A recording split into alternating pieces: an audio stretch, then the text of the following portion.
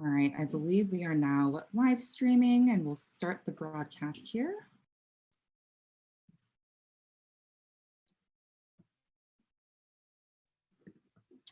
Good afternoon, everyone. Welcome.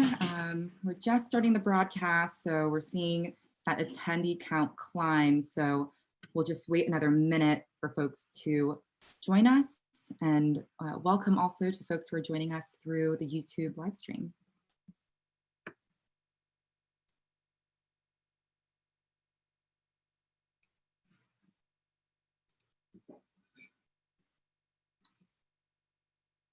All right, I think we'll have a few more folks joining us as we get going, but we have a lot to cover today. So I'm going to go ahead and get us started. Good afternoon and welcome to the first webinar of the 2020 SEEC Virtual Forum.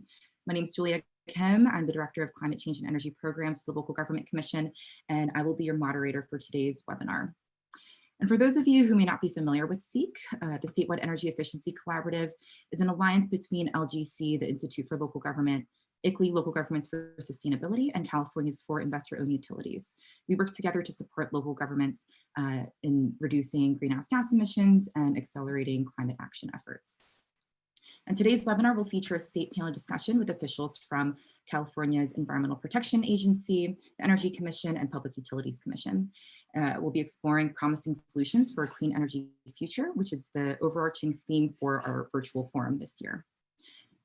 And before we get started, I do want to take a moment to acknowledge the crises that our communities and communities across the country are facing. Not only the COVID-19 pandemic, which of course has devastated many lives and livelihoods, but the systemic racism, oppression, and violence that Black Americans have been subjected to for centuries. I also want to recognize that I personally am not equipped to moderate such a discussion, but do hope that many of you are finding ways to hold space to have these difficult yet really critical conversations with your colleagues in your communities. And I do want to invite folks to join us just for a moment of silence for the Black, Brown, and Indigenous lives lost due to past and ongoing injustice.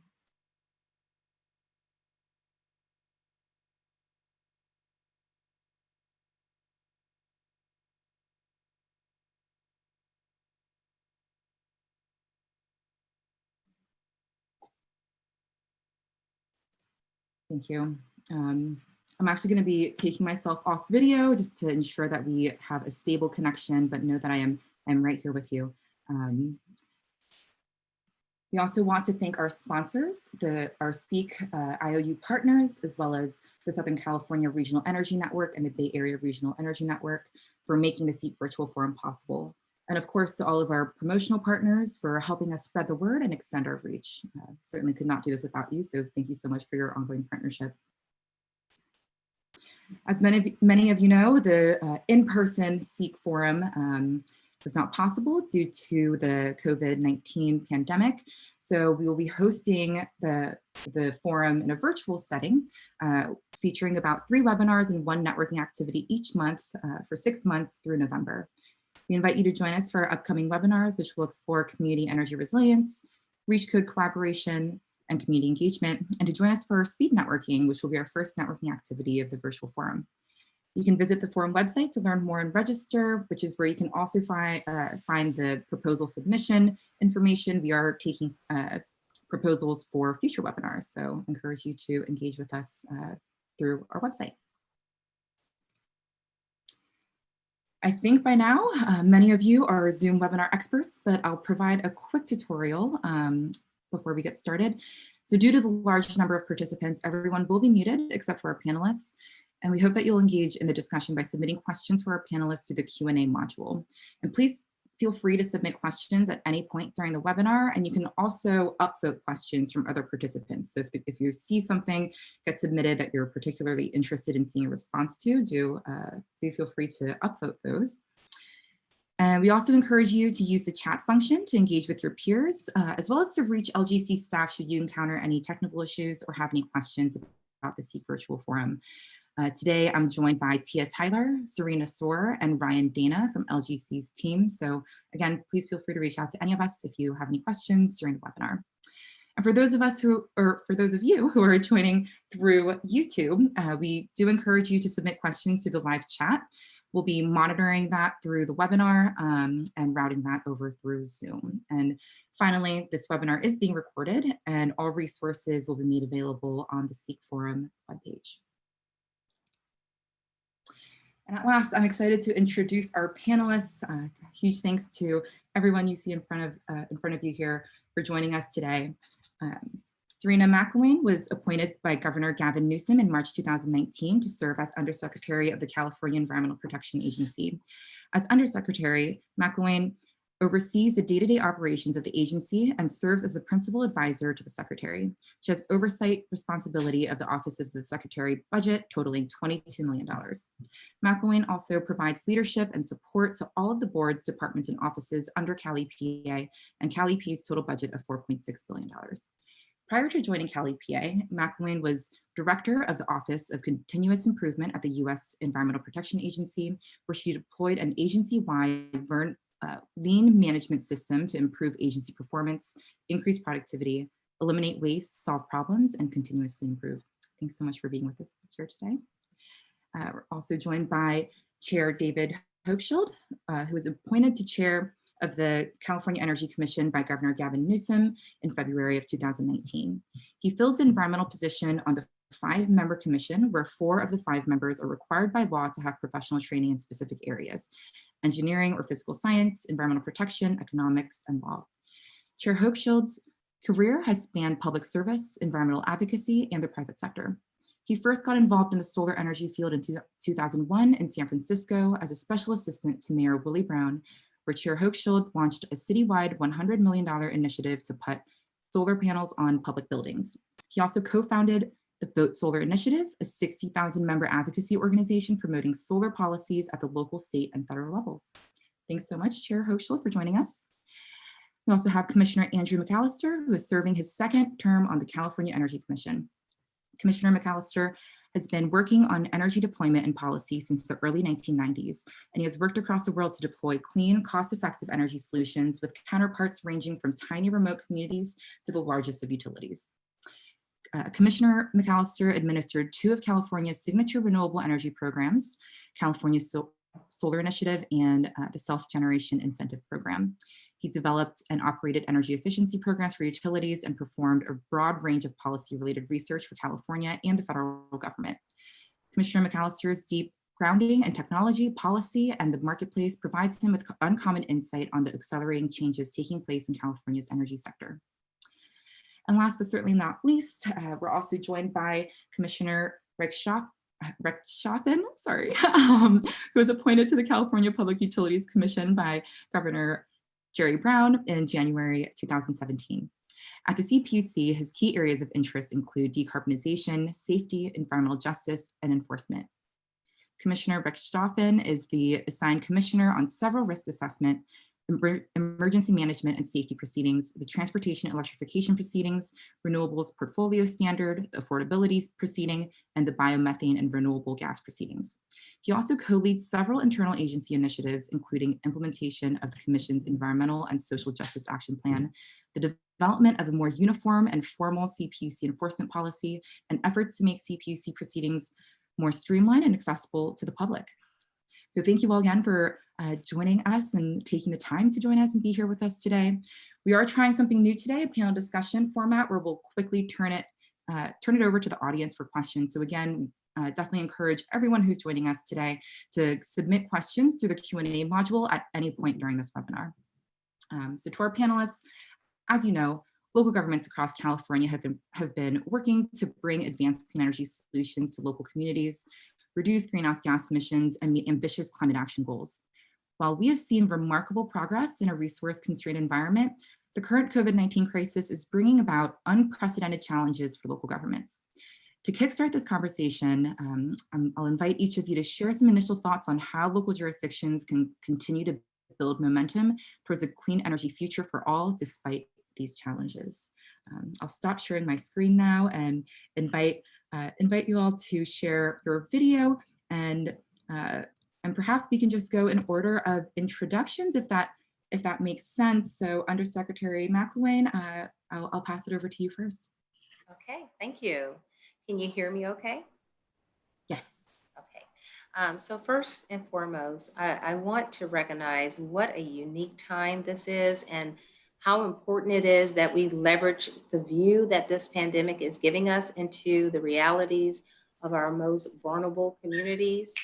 Communities experiencing the deepest impacts from the COVID-19 health and economic crisis are the same communities that are hardest hit and the most vulnerable to climate change impacts. These are the same communities where our investment of limited resources will have the largest, most significant impact. And this includes our investment in clean energy infrastructure. So at Cal EPA, we have long focused our investments of resources in disadvantaged communities where we believe we can achieve multiple climate, health, job benefits for the residents.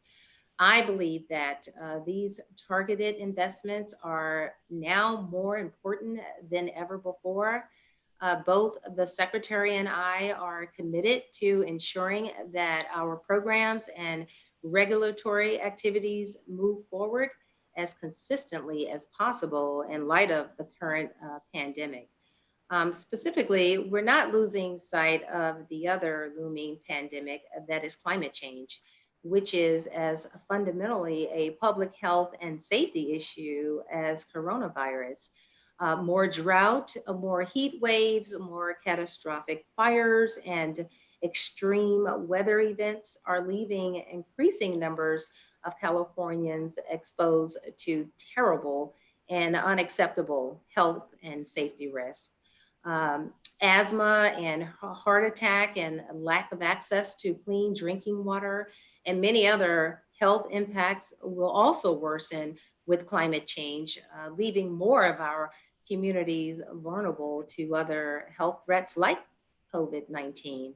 Um, as many of you know, our scoping plan, it charts out a set of ambitious goals that we're still working towards.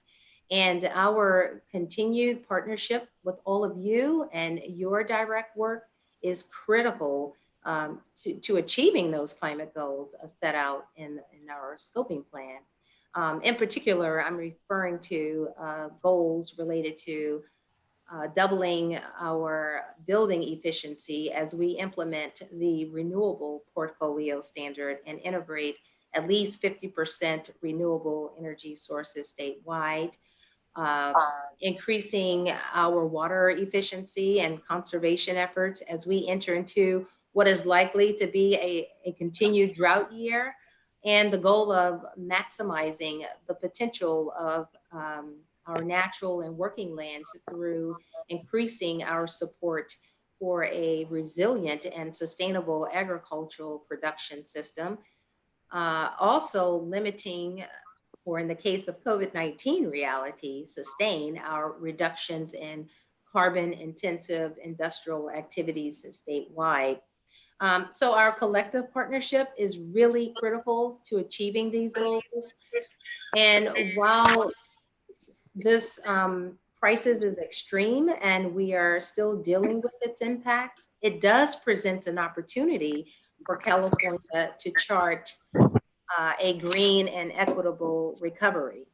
Our secretary is a member of the governor's Business and Economic Recovery Task Force, where they're working with California business leaders to ensure that our recovery is just and drives progress on climate and environmental issues. Um, as many of you know, at Cal EPA and across a number of agencies, geographic risk and vulnerability-based assessment tools really help us determine where to invest our limited resources and where to achieve the greatest health and environmental benefits. Um, we know from current studies of the coronavirus that particulate matter emissions are not only one of the most significant contributors to asthma rates and hospitalizations, they're also a key driver of COVID mortality rates. So, as we think about where we need to prioritize emission reduction strategies and activities to transition into a clean energy future, We also need to continue to I'll deploy gladly help you. like Cal EnviroScreen to guide the development of our climate solutions where we will get the most significant health benefits during this health emergency. So thanks for everything that so many of you are doing already to support our progress toward building a clean energy future for our state. And I think we can and we should continue to remain focused in our efforts to address climate change through deploying renewable energy resources, most importantly in areas where we can achieve the most with our investments. Um, I hope we can continue our collective efforts, and I look forward to answering any of your questions if time permits at the end. Thank you. Thanks so much, Undersecretary. Chair Hochschild, we'll pass it over to you next. Thank you, Julia. And I just wanted to build on Serena's comments and just note on top of the extraordinary challenges that COVID-19 has presented for the state, we've just finished an absolutely heartbreaking week in our country. And as we build together a clean energy future, it's just absolutely essential that the building block, the foundation of that future be justice. And it's something that requires all of us to weigh in, to step up to our full role as citizens of this country and fix what's broken. I think we're at a moment that can either be a turning point or a breaking point, and it really is up to us to make sure that it is in fact a turning point. And the thing that keeps me going is just remembering that the lesson of history is sometimes the biggest steps forward towards progress are made after the most tumultuous periods. And that really is the hope that keeps me going, along with the incredible dedication of so many people that I see and work with in the public sector, private sector, nonprofit sector, and California really is a beacon of hope. And I just think we need to remember our potential to give birth to things that change the world for the better. And remember that the modern solar industry globally was born in this state, incubated here, and grew and spread around the world. The modern wind industry, the very first energy efficiency codes and standards, born here and spread around the world, and of course, electric vehicles. And so we need to just take our game to the next level.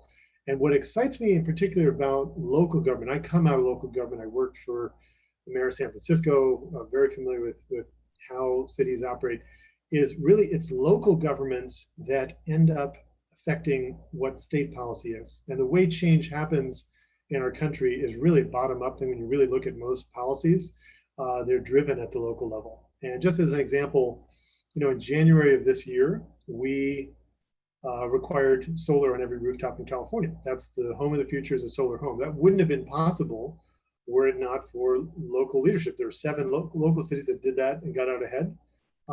And we've adopted, so all those local codes have to come to the Energy Commission, energy codes have to come to the Energy Commission for approval. We've now approved 106 local energy reach codes, over the last 20 years. In fact, 30 local codes have been adopted that either ban natural gas or create electrification preferences. And so local leadership, I think, is not something extraneous to climate policy. I think it's the building block of climate policy. I think the other thing that's emerging now very clearly is that the electric grid itself is emerging as sort of the backbone of our climate solution strategy. 63% of retail sales of electricity in California today in 2020 are carbon free. And we are going to 100% clean energy standard. That's the law, SB 100, that requires that. And that law has only been in effect for a year and a half, but already now across the country, we have 14 states that have adopted 100% mandates. And again, it's a great testimony to the power of our state to incubate not just clean energy industries, but clean energy policies that can spread across the country. And I think we need to draw hope and inspiration from things like marriage equality, which started small and then now that mentality that one state and one city pushing hard, can change the world. Looking ahead, I think there are a lot of lessons from the COVID-19 crisis itself about what not to do with the threat of climate change. And as terrible as COVID-19 has been for our country and the world, climate change is worse. The impacts, the migration, the communicable disease belts that expand are colossal in nature. And I think the lesson we've learned from COVID-19 is listen to science, adhere to science, listen to the experts. An ounce of prevention is worth a pound of cure. And it is worth noting, just to pause on this, the United States, this virus did not start here, but it's worse here in terms of the number of cases and the number of fatalities than any other nation on earth. And that's not an accident. There's a very clear reason for that, which is we did not get ahead of the curve when we knew we could have done better had we listened to science. And I think also working closely with other countries, the partnership that we know we're capable of having, that's what we have to really execute on with climate strategy. I think if we do that, what's exciting to me is the future that we come out to on the other side of this is so much brighter and better. The jobs that we can create from decarbonizing, the new innovation that we can attract, and particularly in this state, today already we get 53% of US clean tech venture capital comes into California because of our policies, our investment in innovation and the clean energy economy, and the chance for that to really grow and transform and lift, as the governor has said time and again, lift all Californians to really float all boats. And I think that's really at the core of our climate and clean energy strategies today. I just want to everybody who's working at the city level to remember just how powerful leadership can be at the local level and helping all of us who work at the state level to do our job better. Thanks. Thank you, Chair Hochschild. And Commissioner McAllister, we'll turn it over to you. Great. Well, I've been scratching off my bullet points as Chair Hochschild went along there, but I think there's enough left over to talk about. But so first, I just wanted to say thank you to the LGC for really being a stalwart resource and organizing force for this conversation as it has evolved over the last decade plus. I think along with Cliff and David and others, at the commissions and in leadership positions across really the whole environmental realm, including Cal EPA and ARB. We've come and gone, and this conversation has evolved, but really having this forum to pull together this local governments and the utilities and a lot of good partners in this conversation has been, I think, uniquely valuable. So thank you for that. And I myself kind of have a long history in a way, having been when I was at the Center for Sustainable Energy. Actually, we were members of the LG SEC, which sat under the LGC, and always really developed a deep appreciation. So thank you for that. Let's see, I guess I really want to make three high-level points here. One is that building on something that Chair Hochschild said, leadership really matters, and local government leadership is just invaluable. It's so close to communities and constituencies, understands the local contexts, which is really where solutions can be hatched. The least common denominator just isn't going to work to face some of the challenges that we're facing now. And so you have to actually know the details. They really matter. And given the diversity of our state and the languages and just the local conditions, local governments they are in the best position to understand what's going on the ground. And the state, I think, partnership is very strong and is good, but it can always be stronger. And certainly that's something I think we in the Q&A perhaps we can talk about and really figure out how to make sure that the conversations remain vital and that both from the city up to the county to the regions, and the COGS, sort of the agglomerations regionally, and then also all the way up to the state, that we're actually having the right forums to keep on the same page and to develop solutions and expand those across the state. I think that's really key. So the point being that, all the way from the individual level, self-care in the time of COVID, listening to your colleagues and counterparts and neighbors, all the way up to the community level, all the way up to the state level. You know, self-care is community care, and you just can't avoid that fact now. You know, or maybe you could sort of not deal with it before, but self-care and community care really are one and the same. So we have to support each other in both of those things, and I think that's, hopefully we can come out, you know, with a silver lining that helps instill that appreciation more deeply in our citizens and residents across the state. Second thing I wanted to say was building on the jobs discussion. So I do a lot of national level work with the National Association of State Energy Officials and the Alliance to Save Energy, both of whom are based in DC. There's a stimulus discussion going on right now, which I'll mention here in a little bit. But in 2019, the NASIO sort of led the charge on the latest iteration of the U.S. Energy and Employment Report. It used to be done at the Department of Energy. It was offloaded when the administration changed, and the states actually picked up the ball and kept contracting that, kept doing that work. And so now there's a longitudinal kind of record over the last 5 years or so. Based on really serious survey data across the country. You know, it's the sampling is very robust. I mean, it's a really great tool, and now it has years of evolution that we can examine. In 2019, there were around 6.8 million energy sector jobs across the country, and about half of those, about 3.3 million, not quite half, were in clean energy.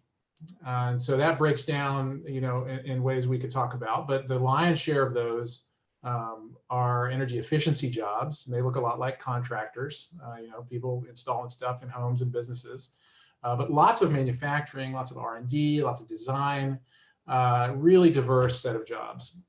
And so the point being that energy efficiency really creates sustainable, non-exportable, skill-based jobs on the ground in communities. And so I think with that vision, you know, so in the last few months, roughly a quarter of those jobs have gone up in smoke. And I think the stimulus discussion in DC certainly is about how do we shape policy and channel stimulus to revive those jobs, to put them back in place, to get them going again, to get those workers in our businesses and homes, in our buildings, doing retrofits and upgrades that have all of these co-benefits, right? It's not just about energy and climate, it's also about lots of other things, health, you know, Subsecretary McIlwain, you referred to, you know, the sort of non-energy benefits as well. And so those are real on-the-ground cost-saving benefits that help our society and help our individuals. So there's really an agglomeration of benefits here. We've been arguing for a mission-critical facilities investment. That would very much affect local governments if it's successful. And that's shelters, that's water treatment plants, that's fire and police, that's, you know, all of the infrastructure, that's local government facilities across the board, hospitals, universities, you know, multifamily housing. That's sort of places where places that serve facilities that serve multiple functions, right? And so there are trillions of dollars across the country that need to be invested in those sectors. Well, we could piggyback to make our energy performance of those buildings, both for resilience and emergency response and for long-term performance in terms of climate, better. So there's, you know, you check 8 boxes with one investment. So what's not to like about that? Local governments will play a really key role in that. So number one, number two. So number one was sort of the community care. Number two was the jobs aspect of this, very relevant for local government. And then number 3 is sort of really the point that I want to make is that there are many trains, sort of policies being developed and implemented, whether they're from the legislature, whether they're sort of just part of our normal authority as the agencies, that are very interrelated. And so we all have to pay attention going forward. And I think this forum allows us to help do that. In specific, what do I mean? Well, you know, we have the building code at the Energy Commission, right? And so Chair Hochschild mentioned that solar is required. You know, most of the building code, the energy piece, part 6, over the years has been focused on making the buildings themselves better, energy efficiency. Now we have the self-generation piece, where, you know, quickly down the path is coming storage. We have the appliance efficiency standards, SB 49, which will provide a load flexibility element to that. We're doing load management standards at the Energy Commission, which also will help sort of enable this load flexibility. The point being that the distribution grid and the running of the grid for resilience and for low cost really is a conversation that's relatively, these ideas have been around, but now we have so many tools to actually implement an operational grid that we're able to optimize in ways that take advantage of modern technology. And so load flexibility at the local and regional level is really important for using the grid investment optimally. So that is a fundamental part of decarbonization. We have to steer our buildings so that they can use energy when it's carbon free, and they can avoid using it when it's more carbon intensive. And so that conversation, I think, is maybe a little bit advanced, but all of you in the virtual room here get it, right? Because you've been in energy for a long time. So I think the conversation about, it really is a local and regional conversation about how to get equipment into place, leveraging all of these other factors that I've talked about, jobs, et cetera, and doing it in a way that has long-term relevance to help people's daily lives, but also help us optimize our grid for the future resilience, for cost effectiveness, and for high levels of performance in a modern economy, which is what we have in California.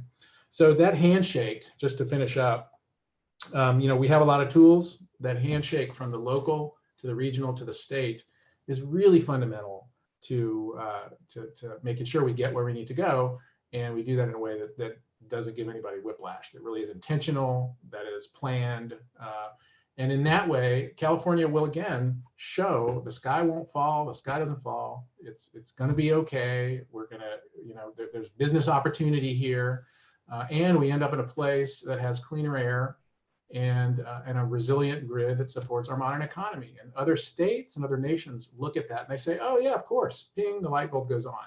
But it's, it's sort of course when it is, and not before. And so I think we're in a position to really lead on this energy and climate discussion and make it relevant in a way that really helps the least of us and that focuses on the equity issues and that makes sure that the funding goes to the places that it needs to be to develop these markets alongside with the equity issues that we know we have to address as well. So with that, I'll wrap up and looking forward to the questions. Great.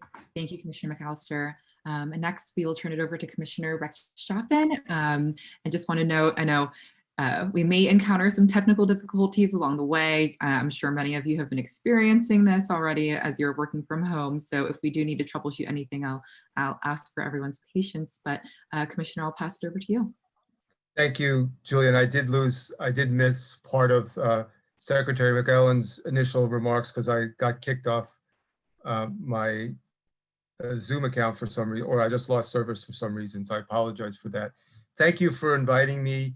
I want to say that, Julia, you are very much qualified to talk about the issues that you raised about what's happening in this country the last week. And I very much appreciate that you did your eloquent remarks along with the others, including Chair Hochschild. We've all been exhausted over the past 2.5 months dealing with COVID, and the anguish and the hurt and the rage that goes on top of that makes proceeding even more exhausting and challenging, but it's imperative that we do so. And I'm very proud, not just of the state leaders, but the local leadership throughout the state in the LGC and otherwise that have stepped up to the plate and showed California to be exemplary in this area as in so many other areas. The LGC has been leading in clean energy solutions since the 70s, and we're in a funny place, I think, because policy has come from the bottoms up for so long, and there's not that much place to push up anymore, as we have a lot of statewide top-down policies that are cutting edge and innovative and that really push the envelope as much as needs to be done. However, there's still room for state innovation, for local innovation, local policies, and I want to talk about 4 things in specific. You've already heard from Chair Hochschild about REACH building codes and building decarbonization, so I won't talk about that. Local governments, though, can play a role in helping facilitate transportation electrification. There are specific permitting issues and challenges that EV charging installers have faced. Local jurisdictions can help be proactive in planning for electrification by incorporating electrification infrastructure and planning initiatives, of adopting voluntary building codes that mandate even more transportation electrifications beyond in new buildings beyond what's mandated in the state building code. The California's Office of Business and Economic Development, GoBiz, has just released a permitting guidebook for how to facilitate EV charging stations in local areas, with identified a number of actions that local governments can take. So those are areas where local governments can take a step beyond what we're doing at the state level, help streamline applications, move the penetration of EVs even further and faster than we're doing at the state level. I want to mention adaptation, which I know is something that many folks here have worked on. Just want to highlight one thing in particular. The CPUC has had an adaptation proceeding underway for the past couple of years, where we're developing guidelines for utilities to incorporate climate adaptation into their planning. Local governments have the critical role, of course, in adaptation, since the great majority of adaptation measures are undertaken by local government. I just want to highlight in our proceeding, one of our goals is identifying and prioritizing the needs of vulnerable and disadvantaged communities in the context of climate adaptation by utilities. Of course, these communities are the most vulnerable to climate change impacts, are the most vulnerable to the impacts of COVID, as we've seen. And we are going to need the utilities to work very, very closely with local governments in identifying those communities and working on strategies to address the specific needs that those communities face. I want to talk also about resiliency and things that the PUC is doing, and just identify some issues and areas of collaboration with local governments. The public safety power shutoffs of last fall are still very much in people's mind, and of course we're going to face another fire season very soon. We at the PUC have been working with a lot of local governments, hopefully with many people here and your colleagues, to try to make sure that the round of shutoffs, if they do occur this summer, are very different, much better, much more limited in duration than they were previously. Last week, we adopted a decision to update the PSPS guidelines, one of many steps we're taking to improve our wildfire mitigation measures. And embedded in that are requirements for the utilities to work more collaboratively with local governments, emergency responders, to identify critical infrastructure in areas prone to shutoffs, also to develop better notification and communication protocols, both for local governments and for vulnerable and communities, with access and functional needs, especially vulnerable communities. Utilities are also required to have much more concrete rules for setting up community resource centers, the place where people go in the event of evacuation. So hopefully some of that is happening already and you've been part of that, but we really want to see change from what happened before, because we've heard loud and clear many local governments complaining about the failures, the lack of notification, and the need to do better. And along with that, I do want to say that there are proceedings underway at the PUC to promote resilient solutions at the local level. This is in a microgrids proceeding that's open, and in our self-generating incentive program. In both of those programs, there's a role for local governments. In the SCHIP program, we provided close to 100% rebates to pay for backup power for critical infrastructure facilities and for medically vulnerable communities in high fire threat areas and areas impacted by PSPS events. Local governments can be a very helpful partner in raising awareness about this program, who's eligible, how to apply, updates in the program, and there's more details. Local government building departments can help streamline the approval of backup battery installation. There's a requirement in order to get this backup installed, that the local building department or has to show that the battery can safely island. So there's a real important role for local building departments and local governments in SCHIP. In the microgrids proceeding, the PUC's mandated that the IOUs must do extra outreach to local governments to facilitate the development of microgrids and other distributed energy resources.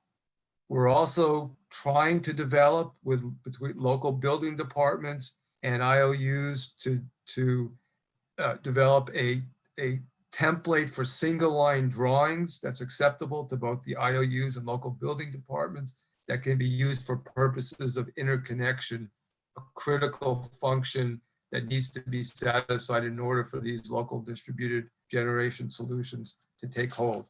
So I'll stop there. There are many more details. Happy to talk offline or have people connect with the folks at the PUC who are working on these resilience projects. I do also want to note for the record, I hope everyone's looking at Commissioner McAllister's COVID mustache, goatee. It's fierce. I'm very proud of it. I don't know what Commissioner Hochschild's waiting for. Excellent. Thank you so much, Commissioner Richthofen, and to all of our panelists. So turning it over to the audience now, and again, encourage folks to submit your questions through the Q&A module. You can use the upvoting feature, and to everyone joining us on YouTube, feel free to ask questions through the live chat or by commenting. We have staff who are monitoring that, and we'll route that through Zoom here. So our first question is from Jody London, who is with Contra Costa County. Jody asks, the current pandemic is prompting health officials and others to encourage behaviors that run counter to objectives we've been working on for years. People are being encouraged to drive alone instead of carpool or take transit, which hits hard at the primary source of emissions for most of the state, which is transportation. Recycling and bring your own bags, reusable bags, coffee cups, etc., are being frowned upon because of health concerns. I'll also just kind of throw in here, there have certainly been some, there's been some rhetoric around going against urban density, just kind of in line with Jody's question. So while there may be a silver lining of more telecommuting, I don't think that will offset individual driving alone. Do the panelists have any thoughts on how we address priorities of health and climate that right now appear to be in conflict? Please take a crack at that. So for starters, I myself hugely underestimated the degree of emissions reductions that could be achieved from work from home. So statewide today, jet fuel use is down 70%, gasoline is down 50%, diesel's down 30%. And certainly from the perspective of our agency at the Energy Commission, I absolutely expect that we will have going forward a very, very robust work from home policy in place. I think that's the case for many agencies and companies. You're seeing that in the tech sector now, people saying this permanent work from home. So I think that is a very meaningful and potentially very positive change. But the issue you identified, people being afraid to get on public transit is very significant. I don't know exactly what course this is gonna take until we get a vaccine. Certainly, I think there just has to be a degree of public confidence that it's safe to travel. That's not yet clear kind of how that's going to unfold. Though what I will say with respect to the vehicle industry, obviously transportation emissions, when you add the pollution from our refineries, it's 50% of our emissions in the state, and we have to electrify and go to zero emission. And one of the things that's happening now globally with the auto industry, because there's been a massive contraction of the auto industry, but internal combustion vehicles are being contracted much faster, EVs much less. So as a share of the global auto industry, because so many car companies know that electric's the future, actually the share of EVs is growing. And I think it's really important for us to continue to build out that EV infrastructure. It's our number one priority at the Energy Commission. We have another 50 million in our budget, especially for that, to do this year. And that's, I think, one thing that can help a lot. But I mean, the question you're getting to of how do we get people back on transit and so on is more of a public health question. It's, I think, hard to say exactly how that unfolds.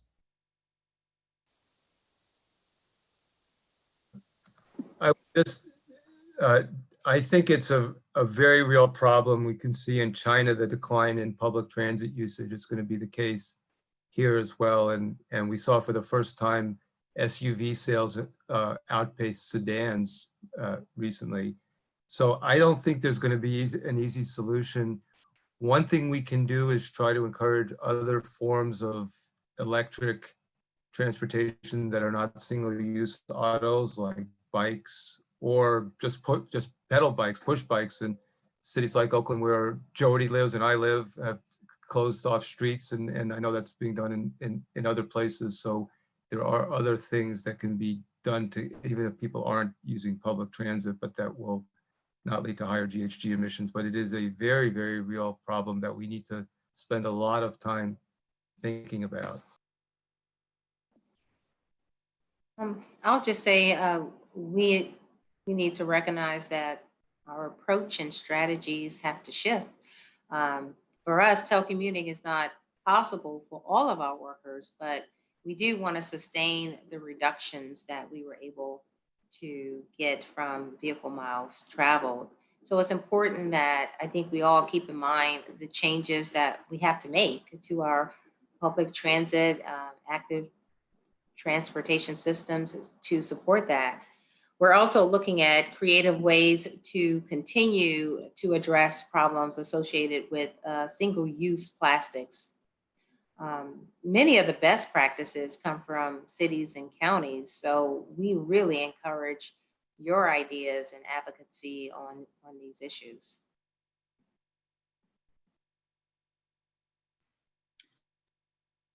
All right, I'm going to keep things moving forward, moving on. Yeah, so thank you to all of our panelists, and thank you, Jody, for asking that question. We have another question from Sona Coffee with the City of Irvine. She says, thank you, Undersecretary McIlwain, for acknowledging the connection between the climate crisis and its impact on public health and the COVID-19 pandemic, particularly in our communities of color. What advice can you and other panelists provide to local governments that are trying to create programs to transition away from fossil fuels, such as community choice aggregation, but are facing budgetary challenges and opposition from fossil fuel and utility interests? Any thoughts to share on that?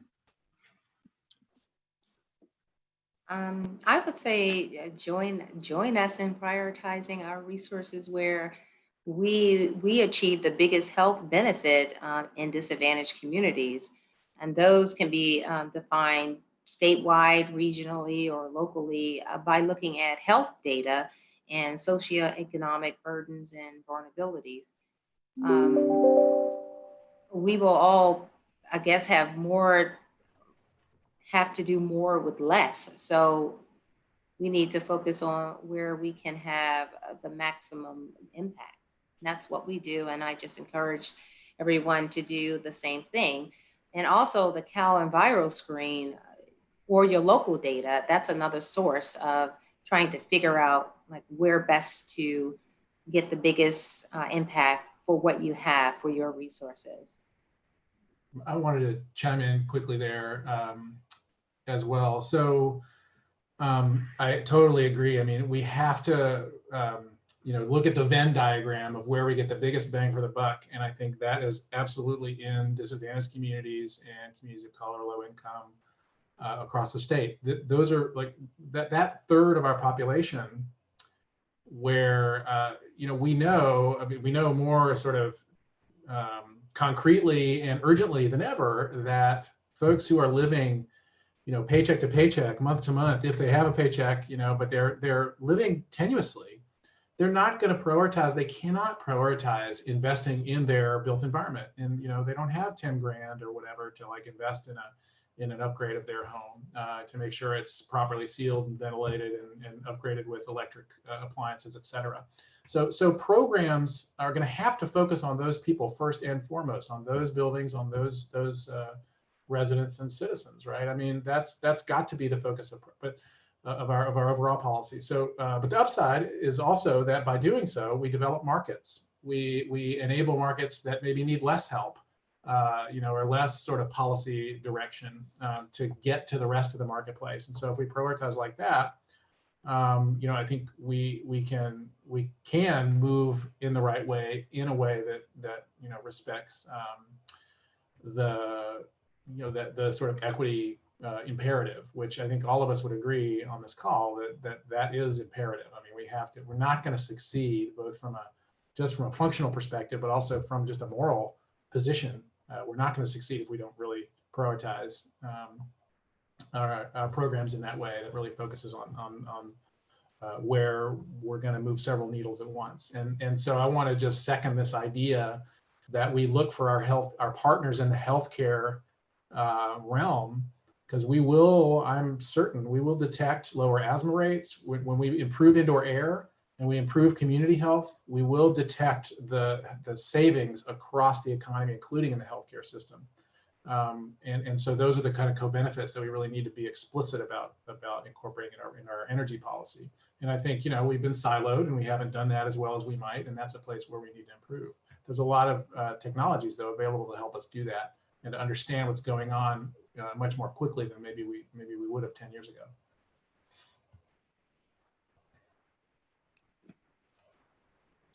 All right, not seeing anyone else looking to jump in. So thank you both for sharing your thoughts. And I see a hand raised. I failed to mention this as part of logistics, but again, clearly a lot of folks are Zoom experts. So Annie Seacrest, I do see your hand raised. So I'm gonna unmute you in just a moment. Just giving you a little heads up. So Annie is joining us from the county, she's with the County of San Luis Obispo. So Annie, I'll pass it over to you if you wanted to unmute yourself and ask your question.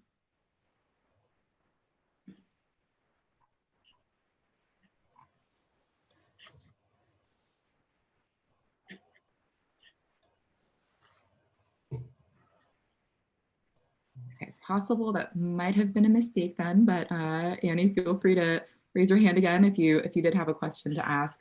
Okay, let's see what else we have. I don't think we'll get to all of the questions, but we are taking questions just in order of how we see it up on the Q&A with the upvoting. So next we have a question from Van Rainey. He is an activist with the East Bay Center for Performing Arts. Van is asking, the development of DERs is the fastest and most reliable path towards reduction of fossil fuels and nuclear-based electrical energy. Current rules and regulations seem to place too much authority in large IOUs and POUs. What can be done to liberalize the rules that create more opportunities for markets to move into the space long dominated by these groups to produce cost-effective renewable energy systems?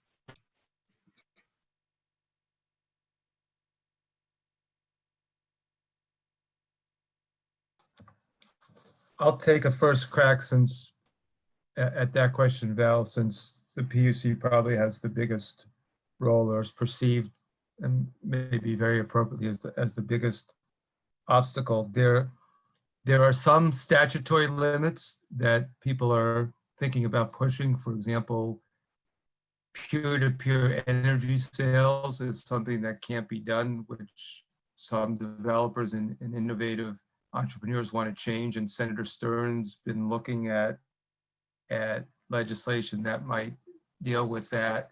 We are trying hard, and this may sound like something the PUC has said for the past 3 to 5 years or longer, but we are trying very hard to streamline, modernize, simplify our interconnection rules. We're doing that both in the context of an ongoing so-called Rule 21 process, which is the rule that governs distributed generation interconnection.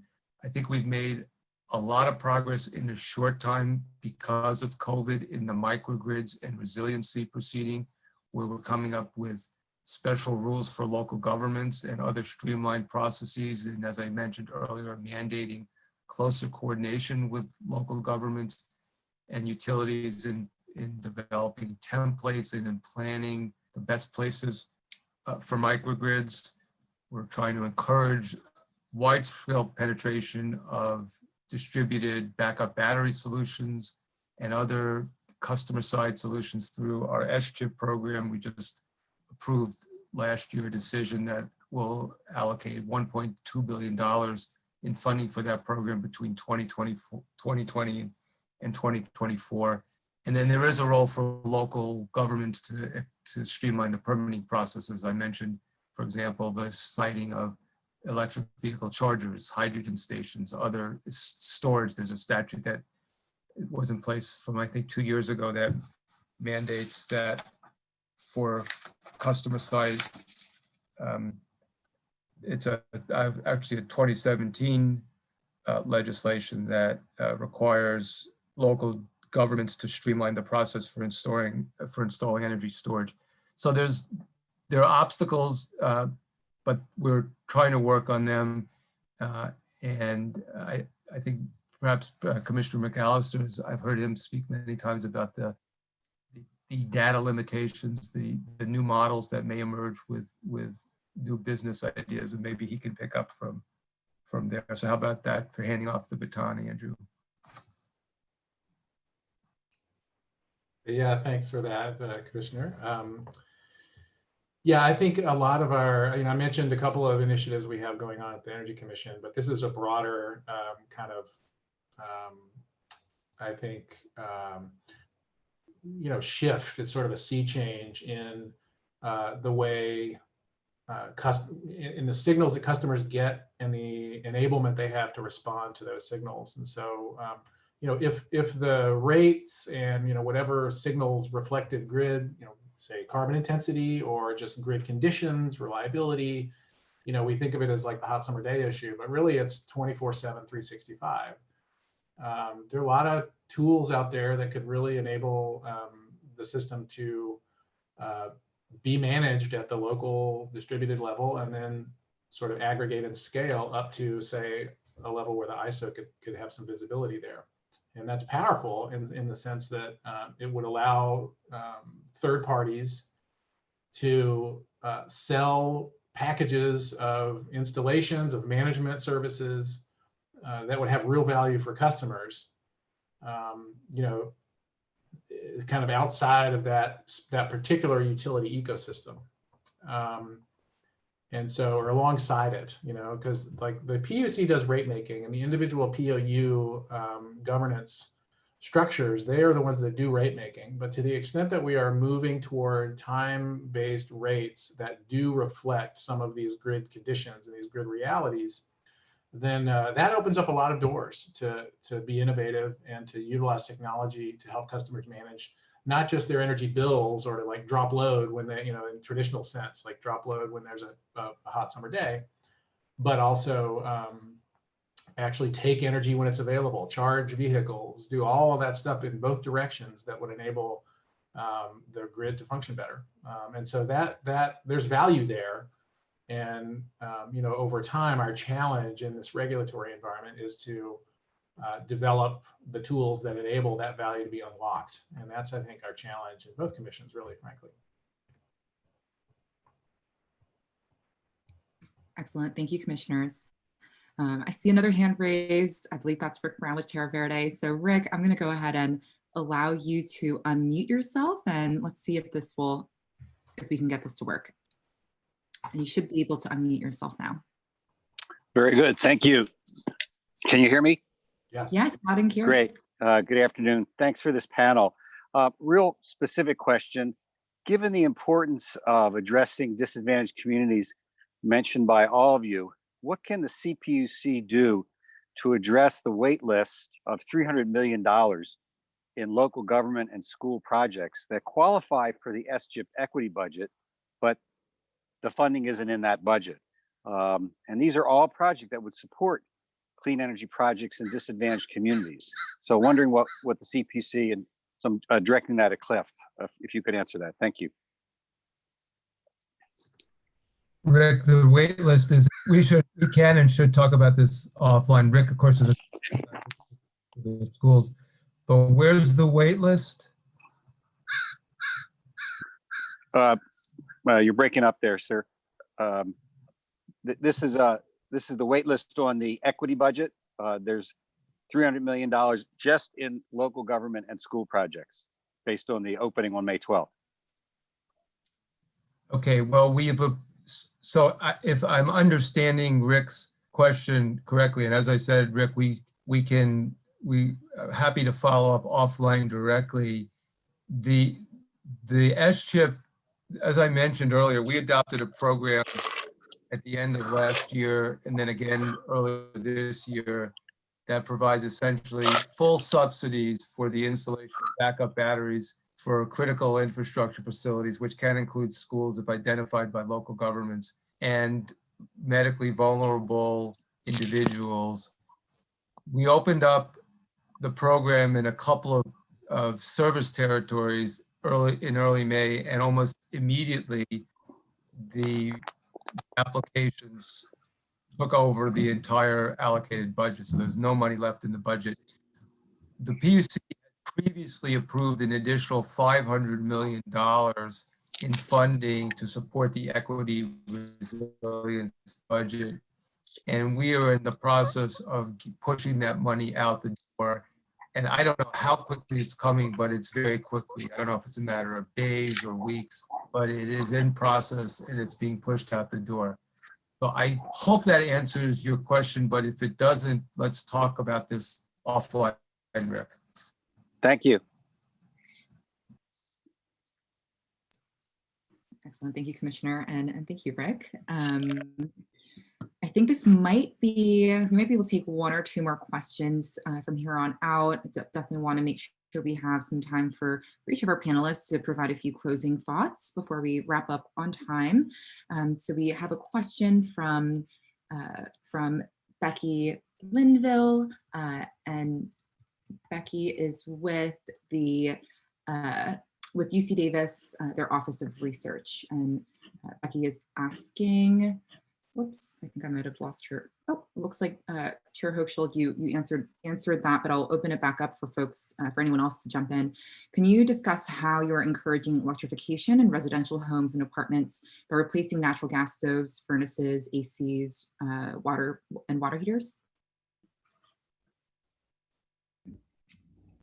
Yeah, just to answer, just to recap. So we're doing a great deal through the EPIC program. We have a bunch of electrification demonstration projects around the state, and 65% of those demonstration projects are in low-income and disadvantaged communities. We're also launching this summer the BUILD program in collaboration with the PUC. Commissioner McAllister has been working really hard on that. It's really exclusively for low-income residential construction, and it's to promote electrification and carbon-free homes. An $80 million program that's a result of SB 1477, a bill that Henry Stern passed. But I'll toss it to Commissioner McAllister if there's other comments. Yeah, so so there's new construction and existing buildings. So the new construction, so Chair Hochschild referred to the BUILD program. There's also a tech program, which is wholly in the PUC, but we're working together on components of both components really of 1477. So that's focused on decarbonization of our heating loads, and heat pumps are front and center. So market development for heat pumps is obviously a real critical piece of this. And in new construction, there's a very prescribed process every 3 years, and we have we're writing the SB 3232, or sorry, AB 3232 building decarbonization plan right now. So that's an active proceeding, and that's trying to figure out how we decarbonize our buildings. And so obviously electrification has to be a big part of that solution. So mapping out what that looks like, the market development, and getting rid of buildings associated emissions is just central to that. Stakeholders will help us shape the conversation of how the future iterations of the building code approach this, and how we show what possibilities are going to be cost effective and sort of doable in the real world as markets evolve. So the 2019 code is active right now. The 2022 code is the one that's under development right now, and so that pathway is under discussion right now. So I would encourage certainly local governments are a key part of that conversation in updating the building code. We want you to be able to do what you want to do to reach your climate goals. And so the statewide building code sort of sets the bar for that. So clearly we have a lot of decarbonization to get done out there in our new construction. In a way, you could say that's easier than our existing buildings, but the code covers both, and so it can be a platform for this conversation as well. So at a high level, I would say that's my answer at the moment. So thank you, Commissioner McAllister. Commissioner Rechtschaffen, I did see that you're interested in answering one of the questions live from Jackie, asking, what about a CVRP for electric bikes and other slow speed zero emission vehicles? Well, it's easy for me to say because my agency doesn't administer the CVRP, but this is a topic that has been discussed in various iterations for a number of years. And I think it's a topic well worth pursuing. I think it's really timely. Of course, there's a lot of pressure on the budget, and the latest cap and trade auction yielded much less than anticipated. So there's not a lot of extra money for CVRP, but I think it is definitely something that helps with our electrification, and so it's something we should consider. I just want to chime. So first of all, just so people are calibrated, last year the GGRF budget, which funds CVRP, was 730 million. This year it's 24 million.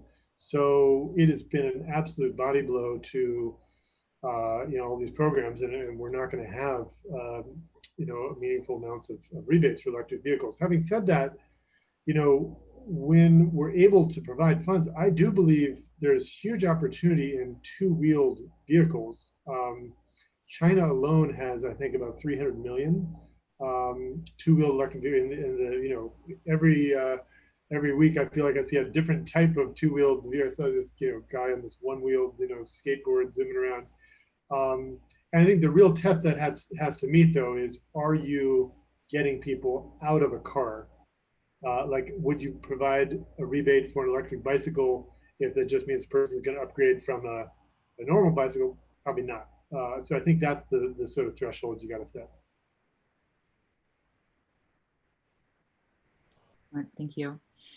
And just with the time we have left, I'd love to just pass it to each of our panelists just for a minute of any final thoughts, closing remarks before we wrap up. Maybe we'll do this in reverse order of the introductions, if I can remember correctly. I believe Commissioner Rechtschaffen, maybe we'll pass it to you first.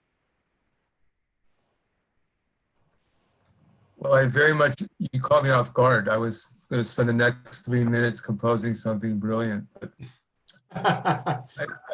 But I very much appreciate the opportunity to be part of this discussion. And as I said at the start, for 40+ years, local governments and local government leaders have been pushing the envelope on clean energy solutions. And we look forward to your continuing to do so, even as we have strong policies at the state.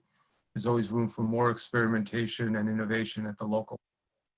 And COVID and the difficult economy make for special challenges, but also special opportunities for innovative ways to approach solutions. So we very much look forward to working with you. And I just would say, for local government leaders who have problems with getting data or other difficult interactions with the IOUs, the PUC has intervened in different disputes, and I personally intervened in several to try to help facilitate getting the data you need, and I'm happy to do so going forward. Great. Thank you, Commissioner. And Commissioner McAllister, we'll pass it to you next. Well, so great. Yeah, this has been a really terrific discussion. I did want to make a point of bringing up schools, because I know those are of local, been a couple of questions about them. And, I think there's an immense amount of interest and value in taking our experience with Prop 39 and more recent discussions about schools in the federal stimulus conversation, we have a punch list there, and there's a project list that's robust. It's a huge bucket of shovel-ready projects, and so I think, and they provide so much value, as all of you know, to, for our kids and some of our most vulnerable communities. So, so that will be front and center to these discussions, and just kind of wanted to reassure people on that. The second thing, just building on what Commissioner Rexhoff just said, the local governments need data for climate planning. And so the commission and the Energy Commission and the PUC are both painfully aware of this and are building tools that really are going to be game changers as we move forward. We're going to have the ability to slice and dice data in very interesting ways, starting from essentially customer level data. Obviously, there are privacy issues with distributing some of that data publicly, actually, which we have covered, and everything, sort of the processes are in place to deal with that data responsibly. But to the extent that there's aggregated data or different views of that data that local governments can use, we're not quite there yet, but over the next year or so, we're going to be starting to really show the tools that we've been developing over the last few years. I've talked with some of you, many of you actually, about this over the last few years, but it's been slow but steady. And in partnership with the PUC, we've really made a lot of progress, including sort of reinforcing our authority and really updating our regulations, getting large quantities of data, making sure that we have the tools to deal with it responsibly, and bringing on staff that has the skills to be able to get some knowledge and intelligence out of that data. So for local government, for this audience, I think a note of optimism there is in order. I know that you're all impatient, rightly so, but I think there's some light at the end of the tunnel here for more comprehensive solutions that don't require a huge lift for the kind of one-off challenges that you've had to make in the past. And so just want to manifest my commitment to keeping that moving forward and making it happen for you guys, so you can use information for climate planning and all of the things we're talking about today. Yeah, looking forward to continuing the conversation. I know, I want to just say thank you to all the folks in your local communities, because you're learning the lessons that we all can take forward to solve the issues that we're discussing. So thanks a lot. Thank you, Commissioner. And Chair Hochschild. Yeah, first of all, thank you, Julia, for organizing this and all the team who helped put it together. I guess my main message is don't lose hope. I think there's a lot of despair out there, and I would invite everybody to see this challenging moment that we're in as the precipice of beginning of a very bold new era. We're 5 months away from a very consequential presidential election. The COVID-19 virus will pass, and that's the history of every pandemic we've ever had. We do get through it. And the seed planting for what the future looks like when that moment comes, that's what we're doing now. And so particularly at the local level, pushing the envelope on all the things that local governments can do, I think that's an incredibly exciting frontier, and it really dramatically affects all the work that happens at the state level. And then, of course, what we do at the state level has impacts across the country and around the world. We are the 5th largest economy in the world, and people pay attention when we adopt these landmark policies, and that really requires leadership at the local level. So thanks to everybody who's on the front lines at the local government level, and look forward to partnering with you guys. Thank you, Chair Hochschild. And Undersecretary McIlwain, we'll turn it to you next. So there are some benefits in going last. Everyone has already taken all of my words, so I can claim that. But really, thanks for having me to be a part of the panel. It was very fun, very informative, and there's a lot to be done. Challenging times, a lot of balancing. I think that's the key. Let's just remember, we're going to be balancing a lot to make all the progress that we'd like to make. And we, Cal EPA, look forward to working with many of you, and stay positive. We'll get through all of this. That's it. Thank you.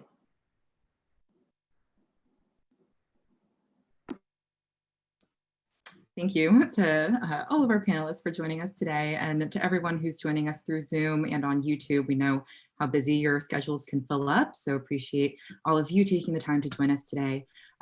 Just as a reminder, we hope that you'll stay tuned for our next set of webinars. You can find more information on californiaseek.org/2020-forum.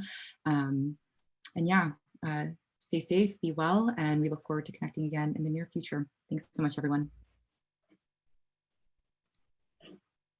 Thank you.